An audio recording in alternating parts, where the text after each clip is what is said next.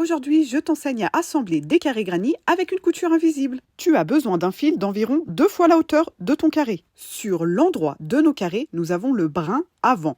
Et en face, de l'autre côté, nous avons le brin arrière. Aussi, pour assembler nos deux carrés comme ceci bien côte à côte, nous allons devoir les retourner sur l'envers. Et nous allons coudre seulement dans les brins arrière avec une aiguille à laine. Dans la maille en l'air qui forme l'angle du granit, je passe mon fil comme tu le vois sur la vidéo. Puis je pique dans la maille à côté, toujours dans le brin arrière, violet et bleu. Et ainsi de suite, je fais des allers-retours en maintenant bien mes mailles face à face. Pas besoin de tirer et serrer au fur et à mesure. Tu peux laisser ton fil assez lâche, comme sur la vidéo. Ici, sur l'endroit de mes carrés, je vois bien que les brins avant n'ont pas été pris par le fil blanc. Regarde la différence. Ici, j'ai pris que les brins arrière et ici, j'ai pris tous mes brins en même temps. Lorsque je resserre mon fil blanc, on voit bien ici que les brins avant se sont rapprochés jusqu'à se toucher. Alors qu'en prenant les deux brins, ça ne fonctionne vraiment pas. Et voici la finition parfaite que tu obtiendras avec cette méthode. Ensuite, lorsque tu assembles plusieurs colonnes ensemble, tu peux nouer les fils qui se croisent et arrêter et cacher tes fils sur les extrémités.